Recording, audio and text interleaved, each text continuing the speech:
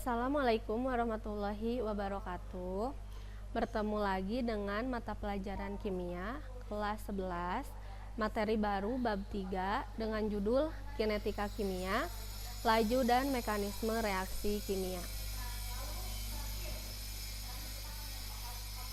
Nah, di sini ada kompetensi dasar yang harus kalian miliki setelah belajar materi ini.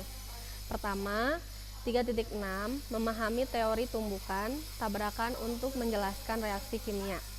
3.7 menganalisis faktor-faktor yang mempengaruhi laju reaksi dan menentukan order reaksi berdasarkan data hasil percobaan.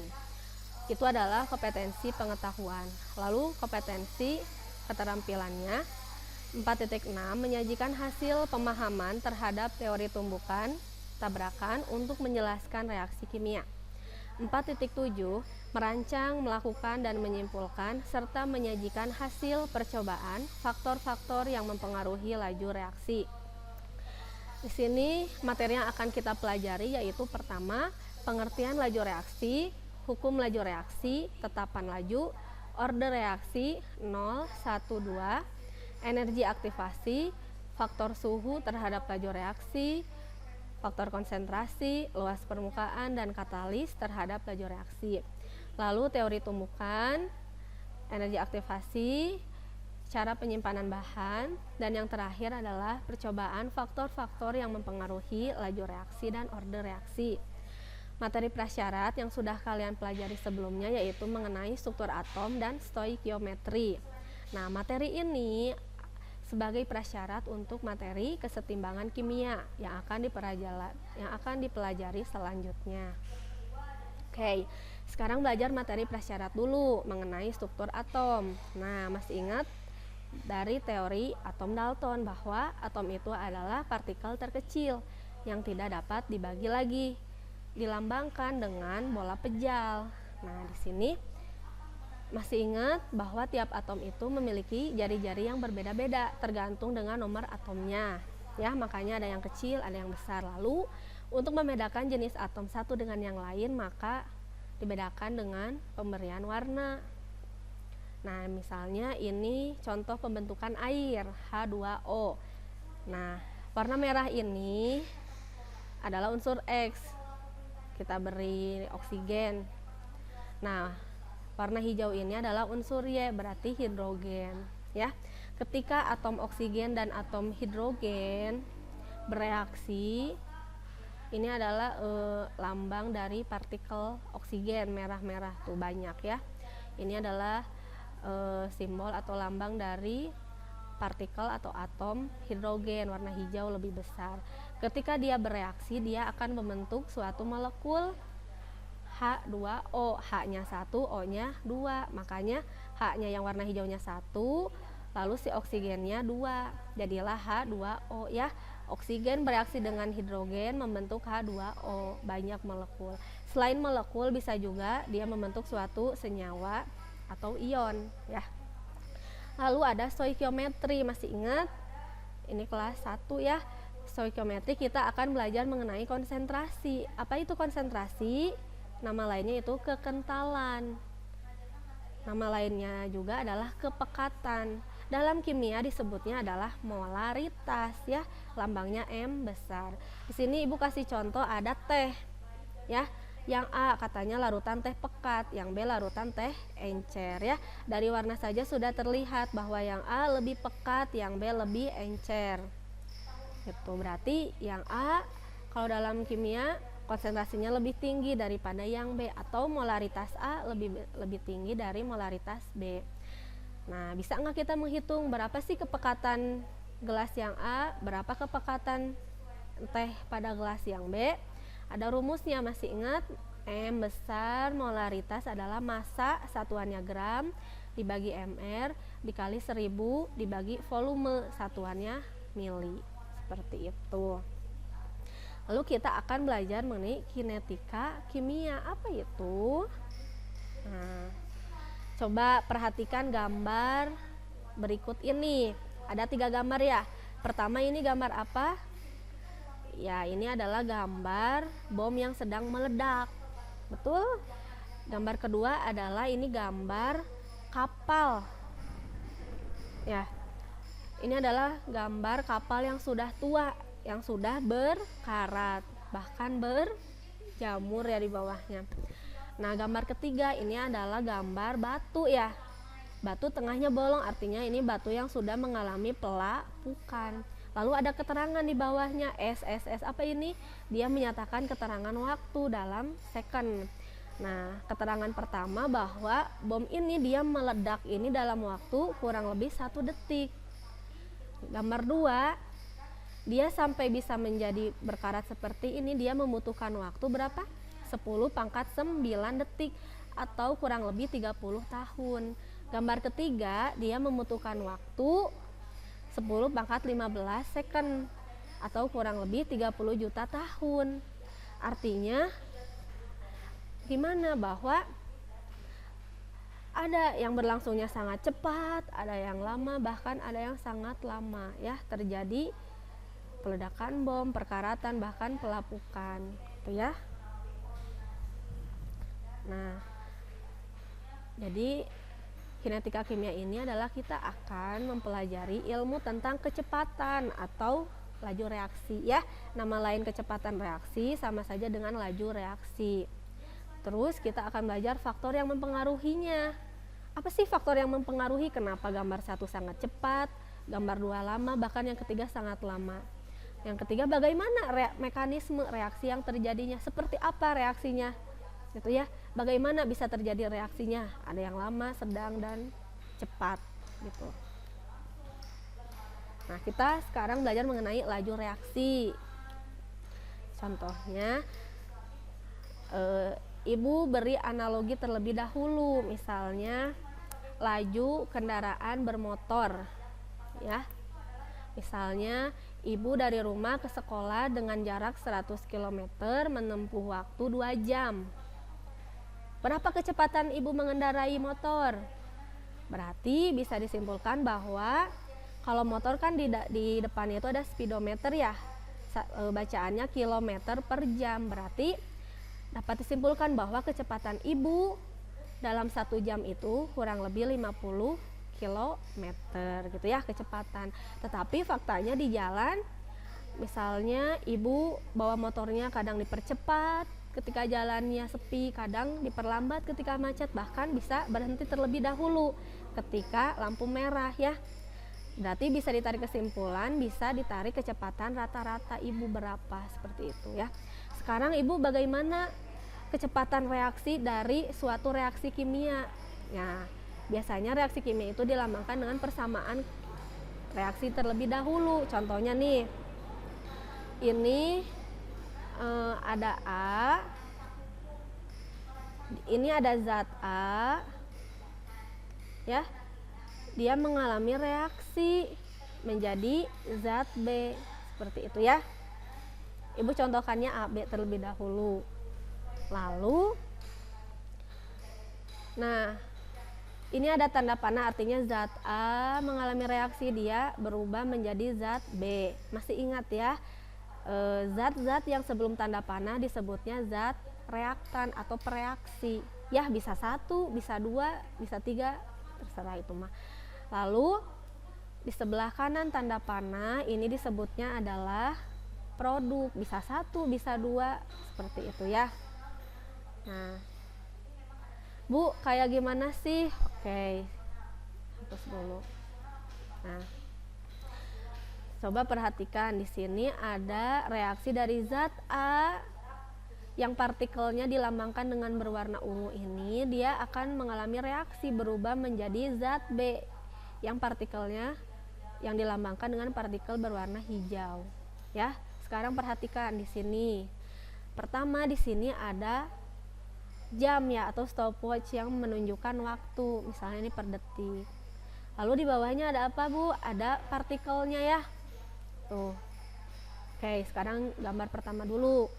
Sebelum mulai, misalnya ini di dalam gelas kimia yang diperbesar, di zoom menjadi partikel yang terlihatnya atau dilambangkan dengan partikel zat A yang berwarna ungu.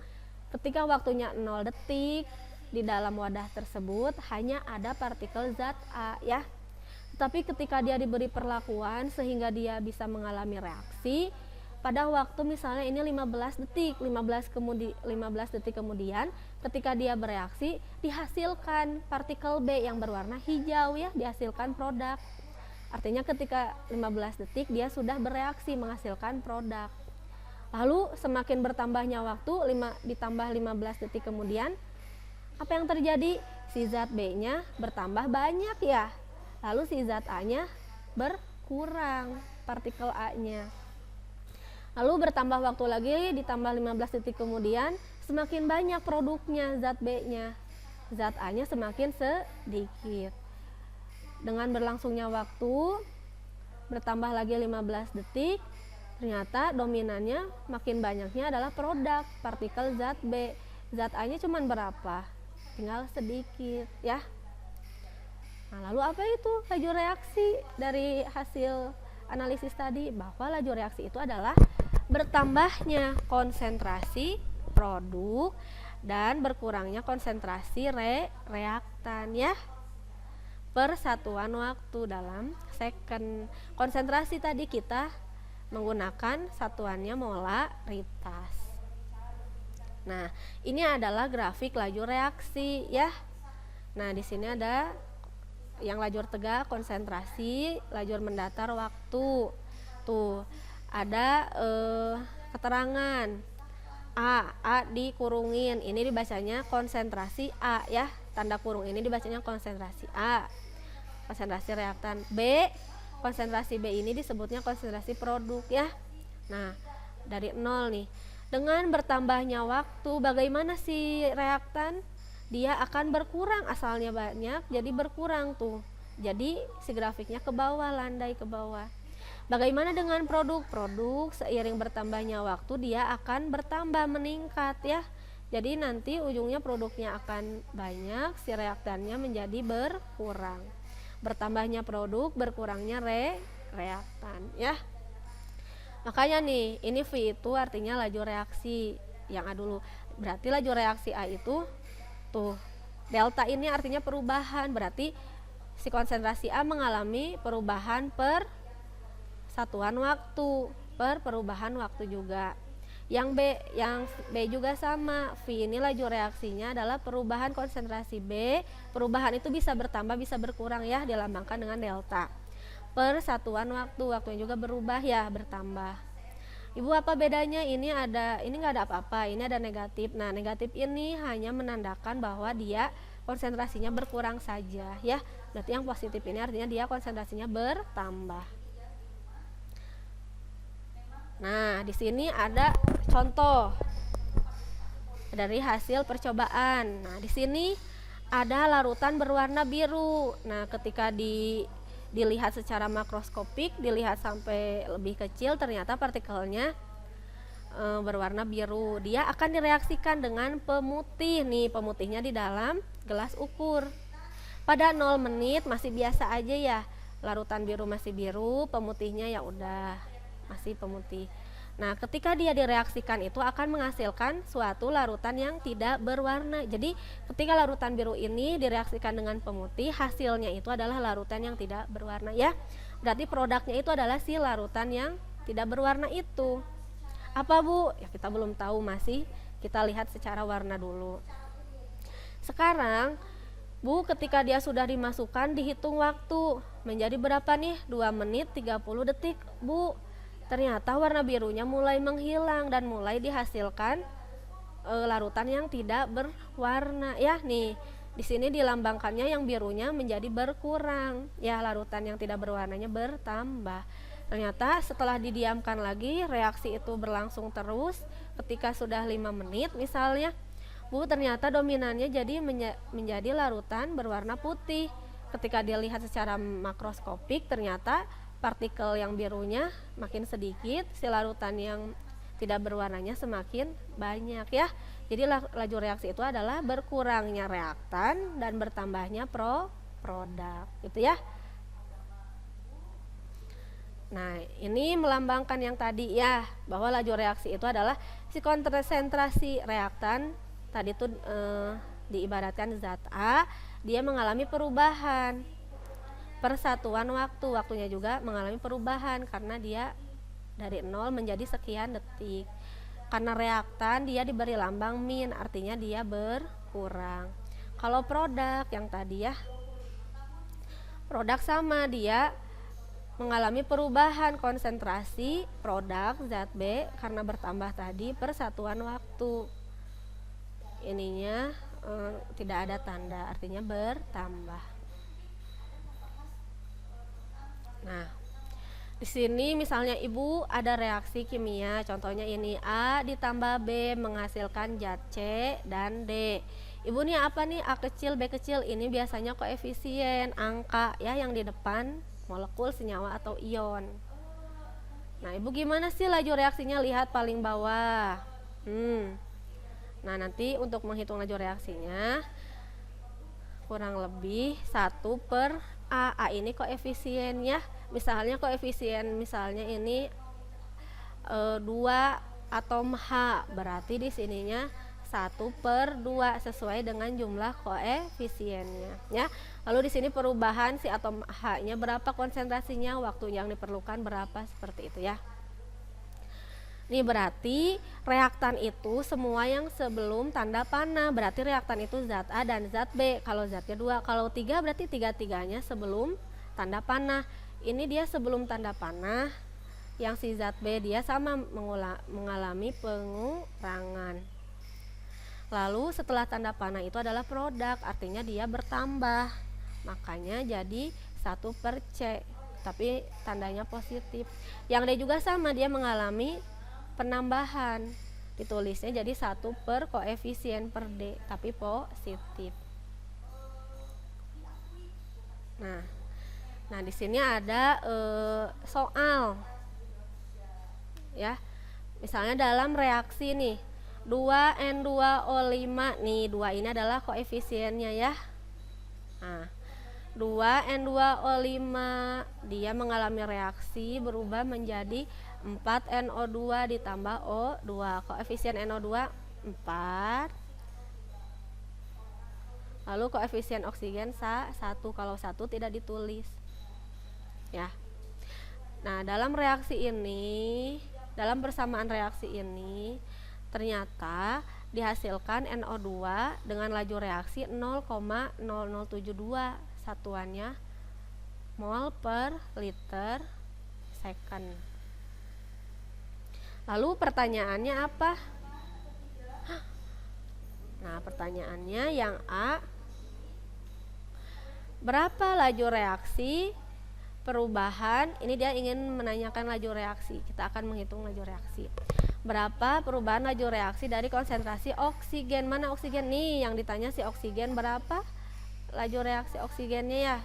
Tadi lambangnya teh V. V oksigen berapa? Terus yang B, bagaimana perubahan laju reaksi dari N2O5? Nah, ditanya laju reaksi N2O5-nya berapa? Ya. Yang diketahui tadi laju reaksi siapa? Laju reaksi si NO2 berapa? 0,0072.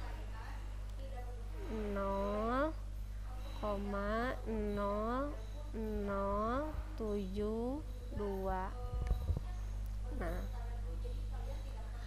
oke, sekarang kita kerjakan terlebih dahulu. Nah, coba yang A, diketahui NO2 koefisiennya 4 ya, ditanya oksigen dengan koefisien 1. Caranya gimana, Bu? Nih, ini hanya perubahan mol, jadi caranya gini ya. Tulis koefisien yang akan dicari berapa? 1 per, tulis koefisien yang sudah diketahui. Berapa yang sudah diketahui laju reaksinya? Ini ya, 4NO2. Berapa koefisiennya? 4. 1 per 4. Lalu dikali laju reaksi yang sudah diketahui berapa? 0,0072. Hasilnya berapa nih? Tuh, ternyata hasilnya 0,0018. 18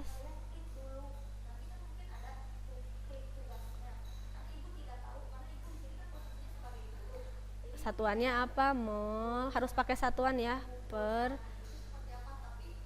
yang gini. Benerin dulu. Mol per liter sekon. Ya, satuannya artinya ini tuh konsentrasi dalam detik. Lalu Ibu bagaimana laju reaksi dari si N2O5? Oke, lihat. Yang kita akan cari adalah N2O5. Berapa koefisien yang akan dicarinya? Sebanyak 2. V sama dengan 2 per koefisien yang sudah diketahui laju reaksinya berapa? 4. Tulis 4 dikali berapa? Yang sudah diketahui laju reaksinya 0,072. Hitung aja biasa, 2 dikali 0,072 baru dibagi 4. Berapa hasilnya? Tuh, ternyata yang N2O5 itu hasilnya min 0,036. Nah, 0,0036. Satuannya di sini ya. Mol per liter sekon. Ingat, lihat. N2O5 ini dia posisinya sebelum tanda panah, artinya dia reaktannya. Kalau reaktan tadi pakai tanda minus. Bentar, benerin dulu.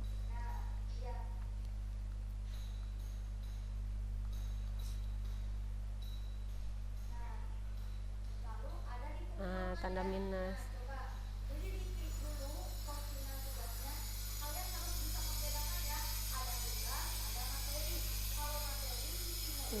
Minus 0,0036 seperti itu ya, bisa ya. Ini hanya mencari laju reaksi dengan perbedaan koefisien ya. Koefisien ini adalah melambangkan jumlah mol. Jadi cuman seperti ini. Mencari laju reaksinya gampang ya, hanya membandingkan koefisien dari zat yang akan dicari per yang sudah diketahui dikalilah laju reaksi yang diketahuinya. Gampang kan? Lalu yang C. Tuh, yang C ingin mengetahui laju reaksi dari si oksigen ya, sama ya. Oksigen. Nah, oksigen berapa? Udah ya. Coba yang C gimana? Ibu hapus dulu. Tadi yang cara Ibu ini adalah kurang lebihnya seperti ini ya. Enggak hilang. Nah, ini caranya sama seperti ini. Nah, tadi pakai cara yang Ibu boleh, mau pakai cara yang ini boleh, sama aja hasilnya mah.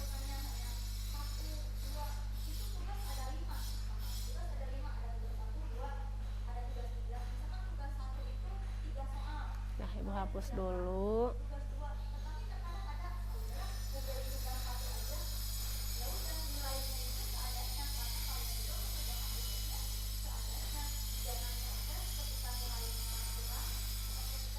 Nah, ini penjelasan rincinya yang tadi ya, sama aja nih. N2O5 ini yang C. Nah, oke. Ini udah tadi yang Ibu kerjakan. Lalu sekarang ada soal baru ini ya. Diketahuinya apa? Nih soalnya, ini beda lagi ternyata ya, bukan yang tadi. Diketahui persamaan kimianya 2N2O5, dia bereaksi menghasilkan produknya 4NO2 ditambah O2. Diketahui laju reaksi NO2-nya, nah ini ya, sebesar 0,072 mol liter per second. Lalu ditanya si oksigennya berapa, N2O5-nya berapa, laju reaksinya berapa. Sama ya kayak tadi ya. Berarti kalau misalnya kita ingin mencari oksigen, berarti lihat koefisien oksigen berapa? 1 per NO2-nya 4, berarti 1 per 4 dikali 0,072, hasilnya sekian. Lalu sekarang ingin mencari yang N2O5. Berarti caranya Tulis koefisien yang ingin dicarinya berapa? 2 ya. Nih, 2 per ini koefisien yang sudah diketahuinya 4, lalu dikalilah laju reaksi yang telah diketahui 0,072. Ketika dihitung hasilnya sekian. Nah, ini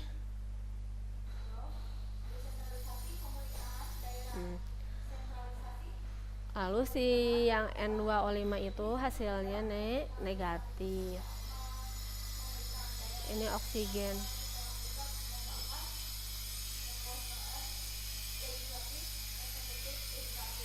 Nah, Ibu, ini oksigen gimana ya? Sama, berarti 1/4 dikali 0,072, hasilnya sekian gitu. Oke, Ibu hapus dulu.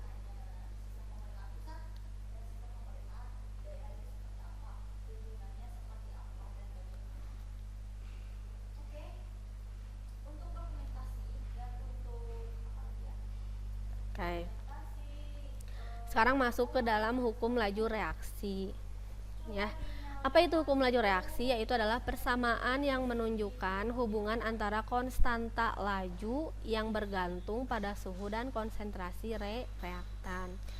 Nah, di sini ada persamaan kimia ya. A bereaksi dengan B menghasilkan C, D, dan seterusnya. Bagaimana kita menulis hukum lajunya atau rumusnya gitu ya, untuk mencari kecepatan reaksi.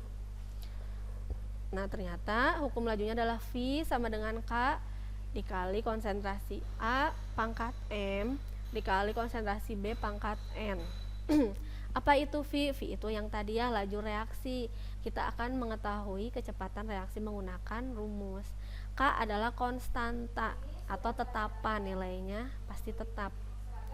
Kecuali dengan perubahan suhu dan konsentrasi, maka si nilai K ini dia akan berubah. Lalu konsentrasi A berarti ini konsentrasi reaktan, konsentrasi awal reaktan. B juga sama, konsentrasi awal reaktan. Kalau 3 tinggal ditambahin lagi C gitu ya. Tapi kalau si reaktannya cuma 2 saja. Lalu pangkat M dan pangkat N apa itu?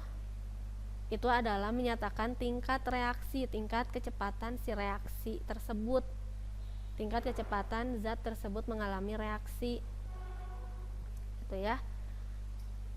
Atau nama lainnya adalah orde reaksi, seperti itu. Ibu, nanti kita akan menghitung apa saja. Kita akan mencari laju reaksinya berapa, kecepatan reaksinya ya, atau kita akan mencari tetapannya berapa, atau mencari orde reaksinya. Cuman segitu aja ngitung di dalam materi ini. Sekarang konstanta laju, lambangnya K, adalah tetapan yang spesifik pada reaksi yang dipengaruhi oleh suhu, tidak merubah proses reaksi. Jadi K ini dipengaruhi oleh suhu ya. Kalau suhunya ditingkatkan, si nilai K juga dia akan berubah, atau suhunya direndahkan, nilai K juga akan berubah. Lalu apa itu orde reaksi? Adalah pangkat dari konsentrasi reaktan yang mempengaruhi laju reaksi. Gimana Bu mempengaruhinya? Nah, ada orde reaksi 0. 0 ini artinya orde totalnya 0. Artinya total itu yang mana Bu? Nih, total itu adalah orde reaksi ini, pangkat M ditambahin N, itu total ya. Kalau masing-masing berarti orde reaksi A cukup M, orde reaksi B cukup N. Tapi kalau total tinggal dijumlahkan. Oke, sekarang orde reaksi 0. Orde total 0 jika laju tidak bergantung pada konsentrasi reaktan. Itu adalah pengertiannya ya. Laju reaksinya K, ordenya 0. Jadi pangkat M tadi teh angkanya 0. Jadi si K-nya nilainya 1. Nah, kalau orde reaksi ke 1 artinya apa? Sebuah reaksi dengan reaktan tunggal, reaksi orde totalnya 1. Jika laju berproporsi langsung pada konsentrasi reaktan, artinya ketika nanti dihitung didapatlah orde reaksinya 1. Kalau 1 tidak usah ditulis angka 1 di sini ya. Udah aja kayak gini. Artinya apa Bu? Berarti kalau ordenya dalam reaksi tersebut 1, artinya konsentrasi tersebut dipengaruhi oleh artinya reaksi tersebut dipengaruhi oleh konsentrasi, gitu ya. Kalau konsentrasinya ditambahin atau dipekatin, maka laju reaksinya juga akan meningkat seperti itu. Terus ada order reaksi kedua, artinya adalah salah satu reaksi yang tergantung pada konsentrasi satu reaktan pangkat 2 atau pada konsentrasi 2 yang berbeda reaktan masing-masing pangkat 1 nih. Kalau laju reaksi dia ordernya 2 kayak gini ya, bisa dia zat tunggal langsung order reaksinya 2, atau dia zat pereaksinya ada 2 berarti masing-masing 1 ya. Kalau dijumlahkan dia jumlahnya order totalnya 2 ya. Ini juga sama, bergantung pada konsentrasi. Ketika konsentrasinya ditingkatkan, dia akan meningkat berkali lipat sesuai dengan pangkatnya gitu. Nanti kita akan belajar ya di contoh soal.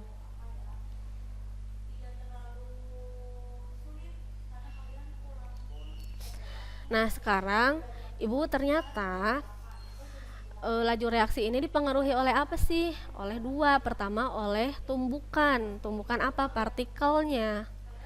Dan dipengaruhi juga oleh energi aktivasi. Ya, kita bahas dulu teori tumbukan.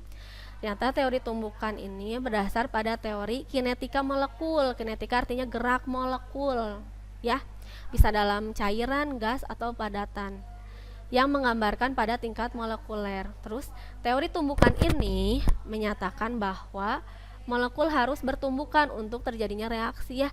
Jadi yang menyebabkan kenapa zat A dia bisa bereaksi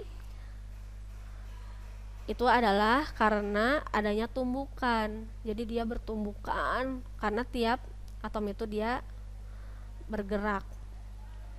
Terus tumbukan efektif ialah tumbukan yang memiliki energi yang cukup dan orientasi yang tepat. Jadi ketika dia bertumbukan, dia akan menghasilkan, dia membutuhkan energi yang cukup untuk dia terjadinya reaksi. Jadi ketika bertumbukan menghasilkan energi, dia harus mencapai energi yang cukup atau energi minimum. Ketika dia sudah mencapai energi tersebut, baru dia bisa melakukan reaksi.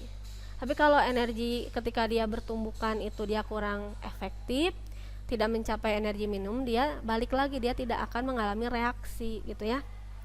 Berarti tumbukan juga yang kayak gimana yang bisa menghasilkan energi yang cukup gitu ya. Tumbukan seperti apa yang bisa menghasilkan energi yang cukup sehingga dia bisa bereaksi menghasilkan produk. Ternyata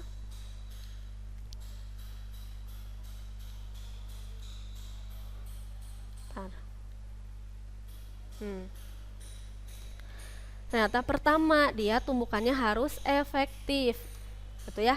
Efektif itu adalah dengan orientasi yang tepat.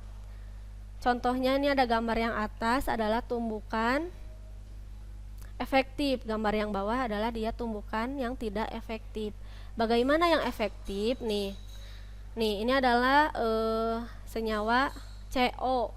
C dilambangkan dengan atom berwarna hitam, O-nya berwarna merah. Akan direaksikan dengan senyawa NO2, N-nya berwarna biru, O-nya berwarna merah sebanyak 2 gitu ya. Dia efektif karena orientasinya tepat, si oksigennya dia di depan si karbon. Nah, dia mengalami reaksi pemutusan ikatan, lalu dia mengikat oksigen yang dari NO2 menjadilah CO2, oksigen yang bertambah, asalnya 1 menjadi 2. Lalu si NO2-nya karena berkurang oksigen, sisanya tinggal NO. Ini adalah yang efektif, bisa menghasilkan produk. Tapi kalau dia tidak efektif, dia tidak menghasilkan produk. Contohnya nih, CO, oksigennya dilambangkan dengan hitam, karbonnya dilambangkan dengan hitam, oksigennya merah. Sama direaksikan dengan NO2, tapi orientasi si senyawanya ini dia kurang tepat. Yang di depan si karbonnya itu bukan oksigen tapi malah si NO ya. Makanya dia ketika dia bertemu juga dia tidak akan mengalami pemutusan ikatan, tidak akan bereaksi, dia akan tetap menghasilkan produk awal seperti itu. Lalu ini masih contoh yang efektif dan tidak efektif ya. Jadi orientasinya harus tepat biar dia bisa berikatan dan bereaksi. Yang pertama, dia dihasilkan produk, benar orientasinya, merah ketemu biru. Yang B, dia orientasi si partikelnya tidak efektif, makanya dia tidak dihasilkan produk, tuh biru ketemu biru, dia tidak mau bereaksi, tidak berikatan, dan tidak menghasilkan energi yang cukup. Yang menghasilkan energi yang cukup untuk mengalami reaksi, orientasinya harus seperti ini gitu. Yang C juga sama, dia tumbukan tidak efektif, sama merah ketemu biru tapi beda posisi ya, dia tidak menghasilkan produk ya. Jadi tumbukan yang bisa mengalami reaksi itu pertama harus efektif, orientasinya tepat, dan menghasilkan energi yang cukup untuk dia mengalami reaksi seperti itu. Terus ini apa?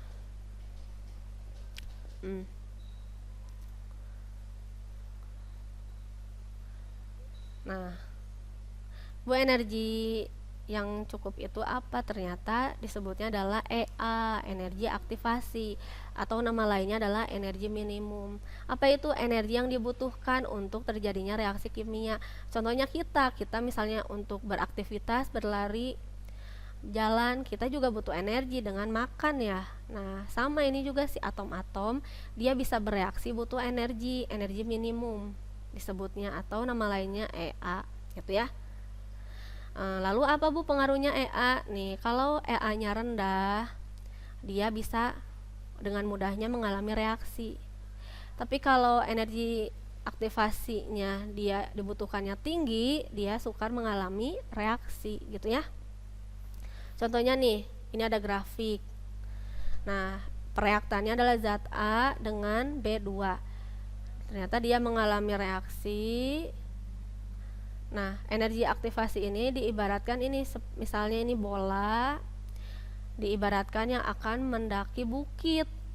Nah, ketika dia sudah mencapai energi aktivasi, dia akan maju ke sini mendaki bukit. Nah, ketika di atas pun, ketika dia energi aktivasinya cukup, dia langsung akan turun ke bawah dan menghasilkan produk.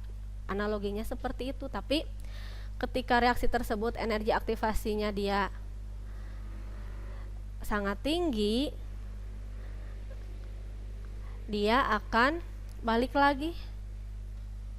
Jadi energi aktivasi yang rendah yang mudah mengalami reaksi, kalau yang tinggi dia sukar mengalami reaksi seperti itu.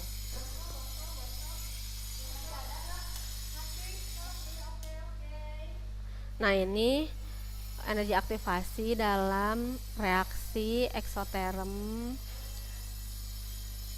Nah, ini diibaratkannya reaksi ini H3C gitulah,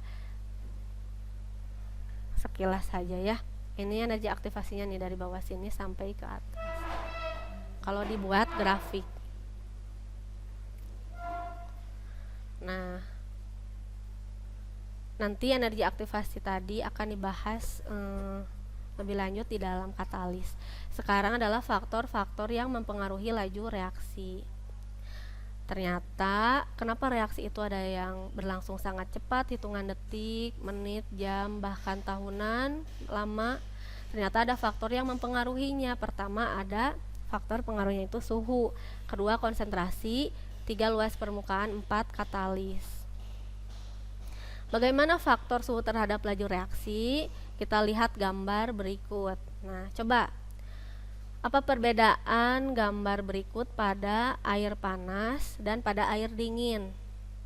Coba, ini adalah suatu gas yang di dalam tabung. Dia akan bereaksi menghasilkan warna hijau terang.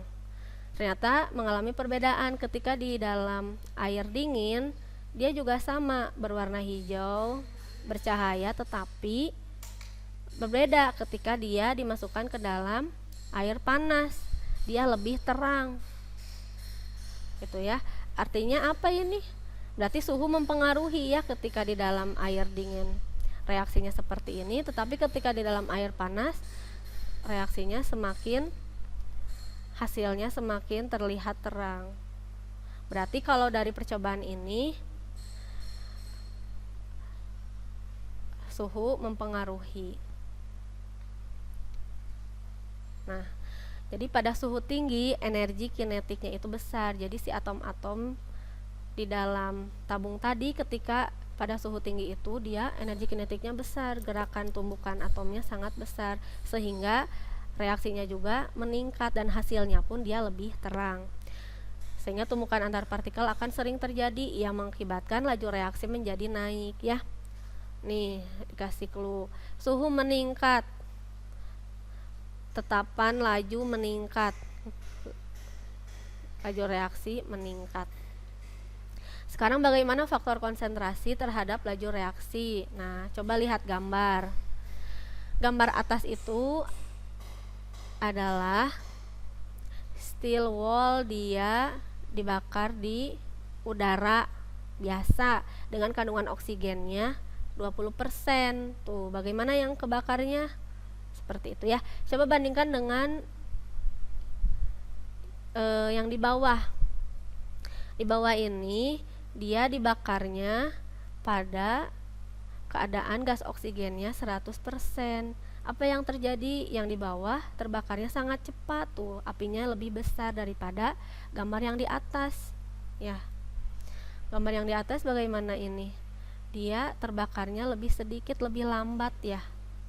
Ternyata mempengaruhi konsentrasi itu. Ternyata pada konsentrasi sedikit laju reaksinya seperti itu, ketika konsentrasinya besar laju reaksinya semakin cepat.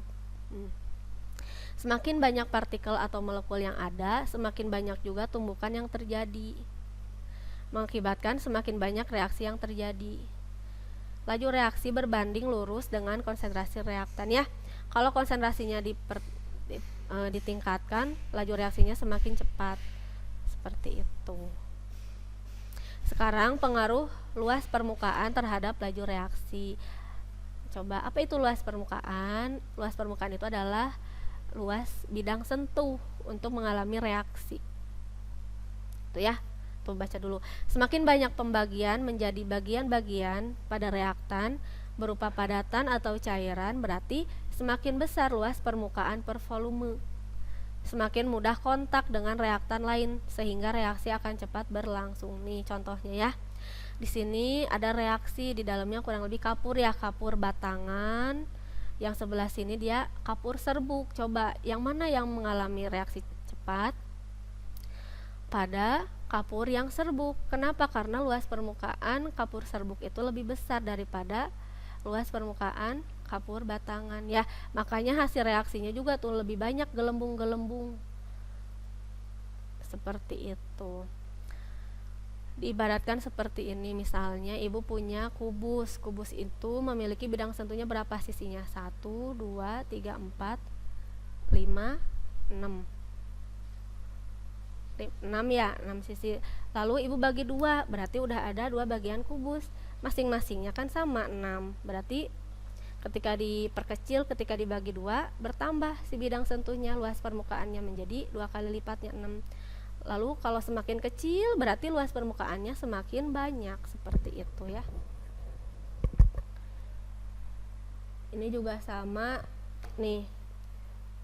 Kalau besi dibakar, kalau dia berupa batangan lama, tetapi kalau dia besinya dalam bentuk serbuk, ketika dia dibakar dia sangat cepat menghasilkan besi dioksida. Ini juga sama. Ini apa? 2 alotrop fosfor.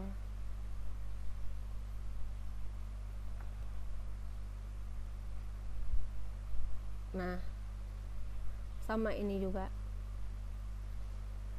Sekarang faktor katalis terhadap laju reaksi. Apa itu katalis? Nah, analoginya seperti ini. Misalnya di sebuah perusahaan dia ingin menciptakan produk. Tentunya di perusahaan itu dia ingin menghasilkan produk dengan sangat cepat, sangat banyak, dengan waktu sesingkat mungkin sehingga menghasilkan keuntungan yang besar ya. Nah, lalu dimanipulasi lah si reaksi-reaksi tersebut menggunakan katalis. Jadi apa itu katalis? Katalis adalah zat yang ditambahkan pada campuran reaksi.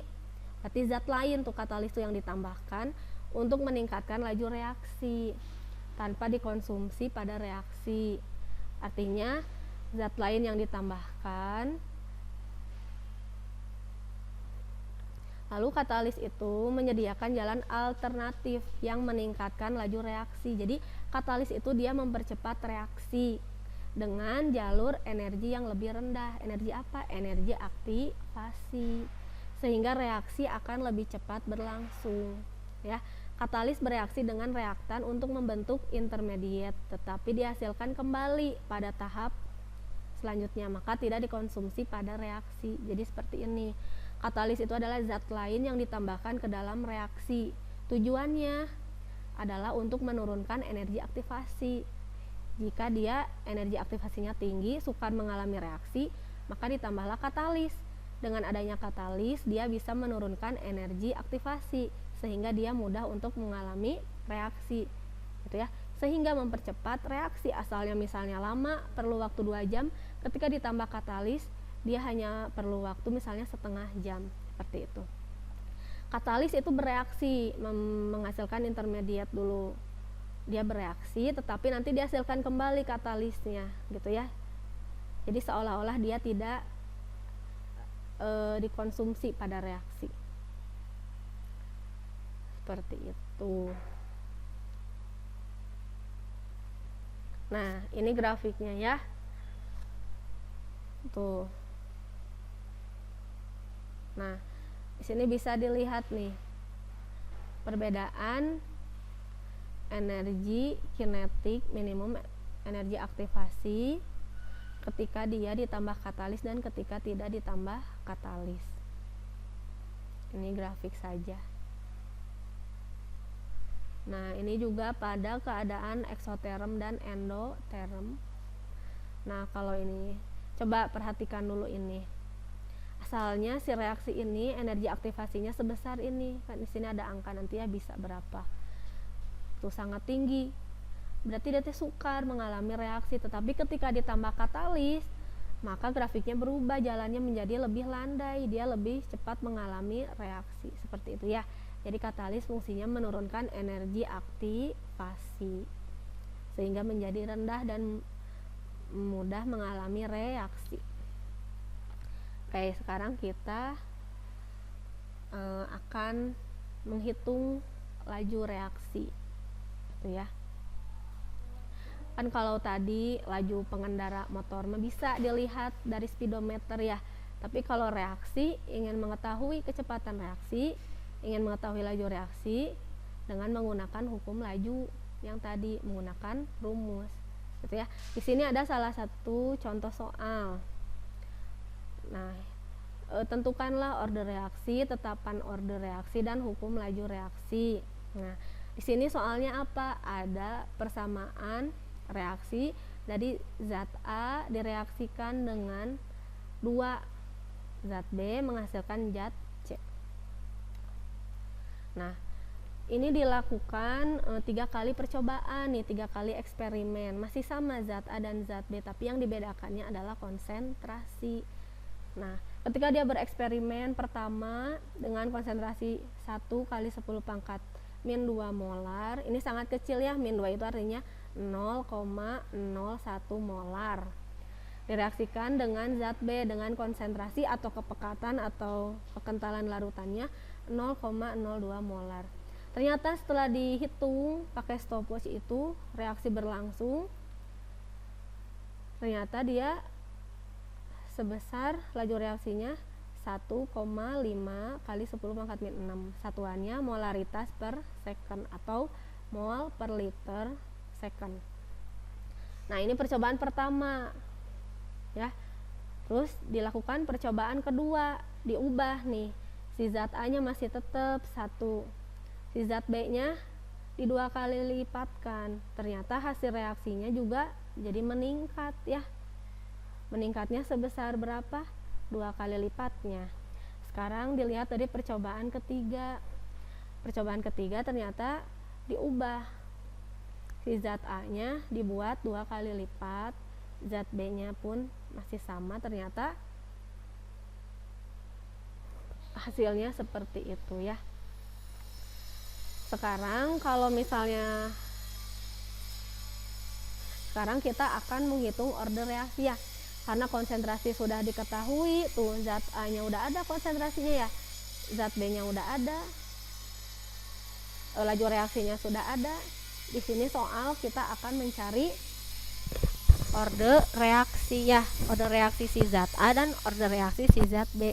Nanti kita akan mencari order total, akan mencari nilai K, gitu ya. Oke, langkah pertama.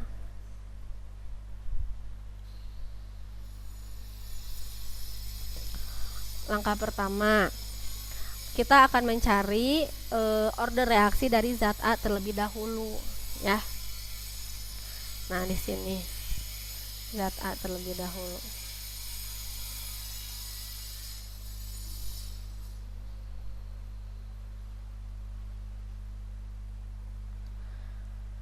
Oke. Zat A. Nah, hukum laju gimana? V sama dengan K, ya kan? A pangkat X B pangkat Y, seperti itu ya. Kita akan mencari order reaksi dari zat A. Berarti kalau kita ingin mencari konsentrasi dari zat A, cari yang si zat B-nya konsentrasinya yang sama, mana percobaan yang mana. Cari konsentrasi zat B-nya yang dia sama konsentrasi awalnya. Berarti percobaan berapa? 1, 2, beda. Berarti percobaan 2 dan 3 ya, sama-sama 2. Berarti kita akan membandingkan konsentrasi dari percobaan 2 dan percobaan 3, itu ya.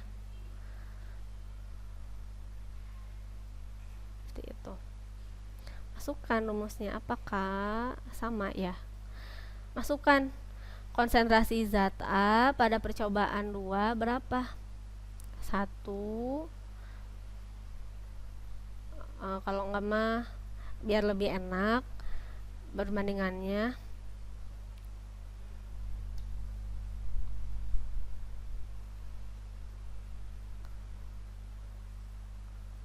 Boleh mau laju reaksi 2/3 atau 3/2, hasilnya juga akan sama. Kenapa itu susah dihapus? Nah, biar enak 2/3 apa sama aja. Misalnya dah di 3/2 aja deh.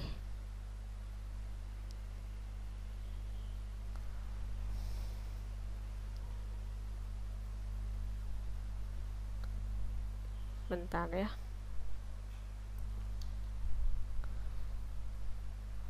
Tiga per 2. Oke. Zat A pada percobaan ketiga berapa konsentrasinya? 2. Aduh, apa ini?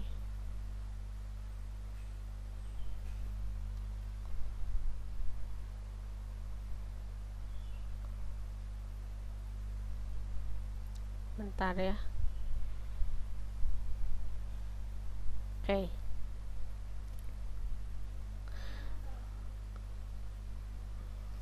Berapa konsentrasi A pada percobaan 3? 2 dikali 10 pangkat min 2 pangkat X. Lalu konsentrasi B pada percobaan 3 berapa? 2 dikali 10 pangkat min 2 pangkat Y. Itu ya. Sama bawahnya juga kan, ini perbandingan percobaan 2 dan 3. Sekarang konsentrasi zat A pada percobaan 2 berapa? 1. Masukkan 1 kali 10 pangkat min 2 pangkat X. Lalu zat B pada percobaan 2 berapa? Nih, ini ya. 2 kali 10 pangkat min 2 pangkat Y.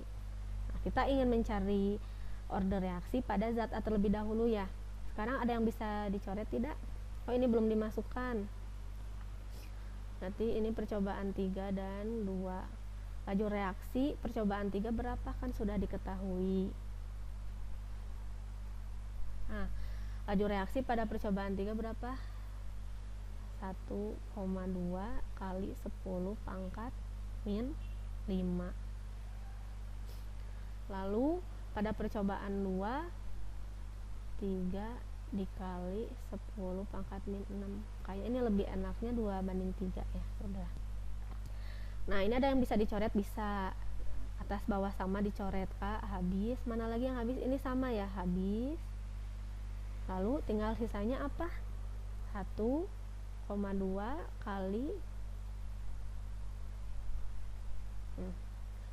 kali 10 pangkat min 5 per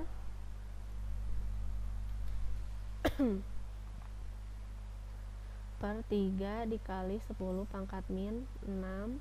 Apa sisanya? Nah, coba 2 dibagi 1, 2 ya. 10 pangkat min 2 bagi 10 pangkat min 2 habis. Berarti sisanya 2 pangkat X. Sekarang tinggal ini 1,2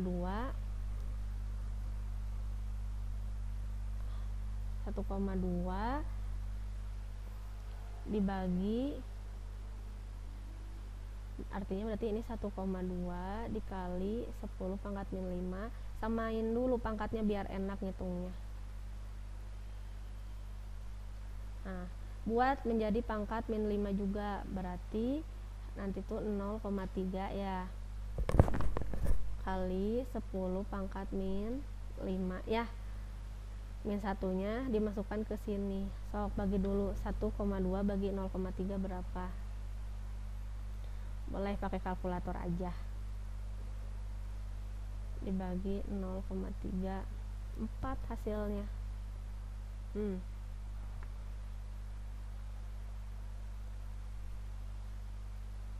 Apa ada X nih? 2 pangkat X. Nah, 2 pangkat berapa yang hasilnya 4? Berarti 2 pangkat 2 ya. 2 kali 2 4. Berarti X itu hasilnya adalah 2. Tuh, diketahuilah bahwa order reaksi zat A itu 2 dengan cara ini ya. Sekarang kita akan mencari order reaksi zat B. Sama rumusnya. V sama dengan K konsentrasi zat A pangkat X dikali konsentrasi zat B pangkat Y ya. Sekarang kalau kita ingin mencari konsentrasi zat B, berarti kalau kita ingin mencari order reaksi zat B, cari konsentrasi A yang sama, mana percobaan mana dan mana. 1 dan 2 bisa ya, konsentrasi zat A-nya sama. 2 dan 3 bisa nggak? Enggak, beda konsentrasinya. Cari yang sama, berarti kita akan membandingkan percobaan 2 dan 3 ya. Kita akan membandingkan percobaan 2 dan 3. Oke. Coba sekarang percobaan 2 dulu. Laju reaksinya berapa? 3 nih yang ini. 3 kali 10 pangkat min 6 sama dengan K. Konsentrasi zat A pada percobaan nomor 2 berapa? 1. Kepencet mulu.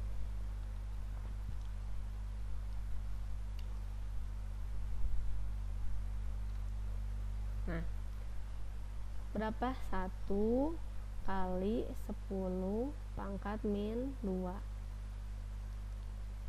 boleh ditulisnya misalnya 0,01 atau jadi 1 kali 10 pangkat min 2, sama aja, tapi lebih mudah di seperti ini kan.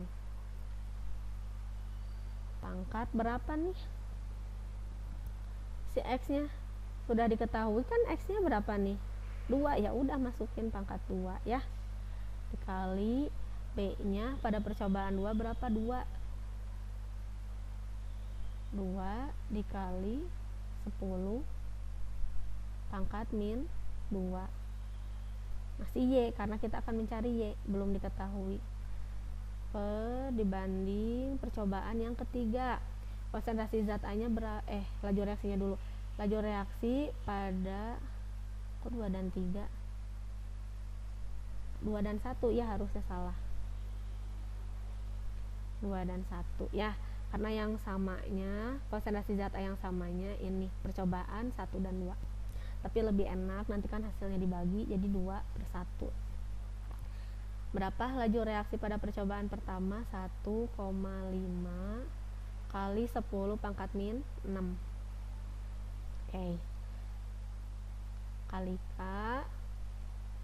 Terus konsentrasi zat A pada percobaan 1 sama 1 kali 10 pangkat min 2.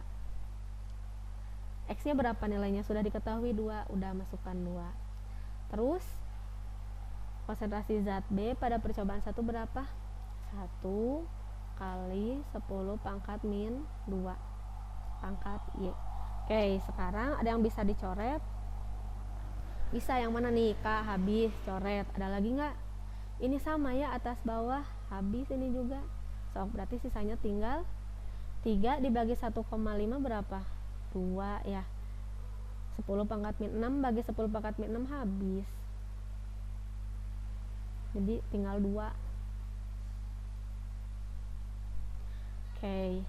Lalu ini 2 bagi 1, 2. 10 pangkat min 2 bagi 10 pangkat min 2 habis. Sisanya 2 pangkat Y ya. Berarti 2 pangkat berapa yang hasilnya 2? 2 pangkat 1. Berarti Y adalah 1. Ya. Berarti dapat disimpulkan bahwa orde di sini aja ya. Orde reaksi zat A itu adalah 2. Nah, di sini aja Ibu tulis. Orde reaksi zat A itu tadi didapatkan hasil 2. Lalu orde reaksi zat B itu didapat hasil 1. Kalau ditanya orde totalnya berapa? Orde total berarti tinggal dijumlahkan. Ini X ditambah Y, berarti 2 ditambah 1. Berarti orde totalnya itu adalah 3. Bisa seperti itu, gampang ya. Sekarang kalau misalnya tadi kita udah mencari orde reaksi, sekarang ingin mencari tetapan nilai K. Berapakah nilai K-nya? Boleh, sekarang kita akan mencari nilai K. Ini yang A misalnya ya. Ini B, ini C. Kita akan mencari K. Rumusnya sama, hukum lajunya V sama dengan K dikali konsentrasi X pangkat X. Konsentrasi A pangkat X kali konsentrasi B pangkat Y ya. Nah, untuk mencari nilai K itu, untuk mencari nilai K itu kita boleh dari mana saja. Misalnya kita mencari nilai K dari percobaan nomor 2 ya. Ingat-ingat berapa ininya, laju reaksinya 3 kali 10 pangkat min 6. Masukin V nya, laju reaksinya 3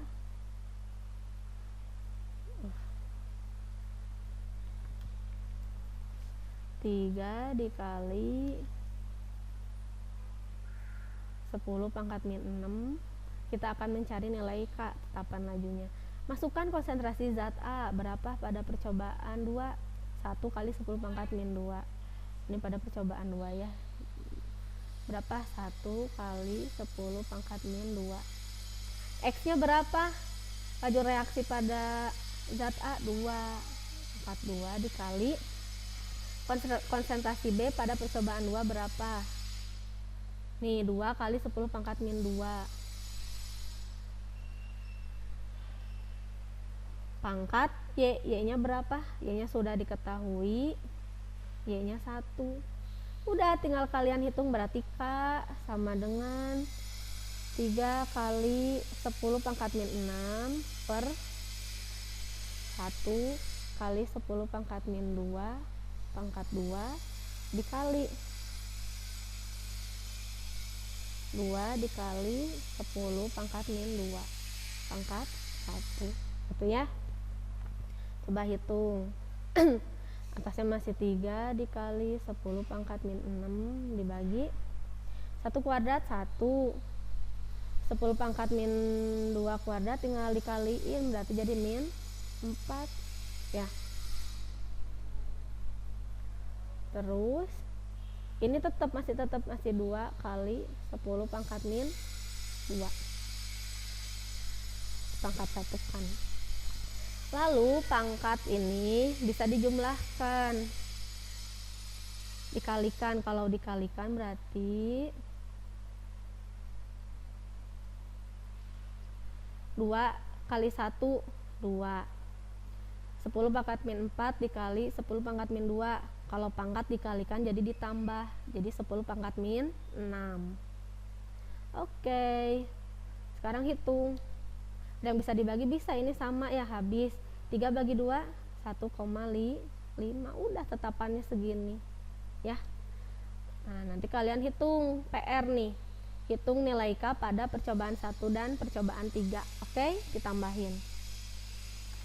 Nah, selain itu ini ada soal juga, kalian kerjakan. Video ibunya di pause dulu. Tadi sama soal sebelumnya ya, ditambah soal sebelumnya, mencari nilai K dari percobaan 1 dan 3. Ditambahin ya soalnya. Nah, setelah itu penyimpanan bahan. Nah, ternyata ada bahan yang bisa disimpan di lemari pendingin menggunakan suhu yang rendah untuk memperlambat laju dari reaksi yang tidak diinginkan ya. Banyak ya, kayak misalnya ikan-ikanan, daging, biar tidak cepat membusuk dimasukkan ke dalam kulkas, ke dalam freezer. Berarti suhunya itu diperendah. Ada juga dengan menggunakan ini teh apa namanya ya, yang suhunya di atas 100 derajat biar memasaknya lebih cepat ya. Jadi pengaruh suhu itu tergantung si reaksinya. Ini teh presto. Nah, dengan menggunakan presto, si bahan-bahan makanan itu akan lebih cepat karena ternyata dia suhunya bisa mencapai di atas 100 derajat Celcius. Nah, berarti ada tugas itu yang tadi dikerjakan di buku, lalu nanti di-upload ke dalam Edmodo. Lalu setelah ini kalian buka video demonstrasi dan istilah LKS ya. Video demonstrasi kalian tunggu nanti ketika sudah ada di dalam Edmodo, baru kalian buka, kalian simak video demonstrasi dari guru, dan kalian mengerjakan LKS ya. Nanti akan ada 2 percobaan, akan praktikum faktor-faktor yang mempengaruhi laju reaksi. Nanti akan praktikum pertama faktor konsentrasi terhadap laju reaksi. Demonstrasi yang kedua adalah faktor pengaruh luas permukaan terhadap laju reaksi. Selain itu, sisanya kan tadi ada 4 faktor. Sisanya adalah tugas. Tugas kalian membuat apa ya, laporan, bukan laporan ya, apa ya? Membuat rancangan penelitian. Nanti informasi lebih lanjut ada di dalam Edmodo. Seperti itu ya. Ini nanti tugas yang diupload itu adalah LKS dari praktikum dan LKS rancangan tugas kalian, serta tugas tadi yang latihan menghitung order reaksi. Dah, gitu ya. Terima kasih, cukup sekian pertemuan kali ini. Semoga bermanfaat. Jika ada yang ingin ditanyakan boleh chat ke WA Ibu ya. Assalamualaikum warahmatullahi wabarakatuh.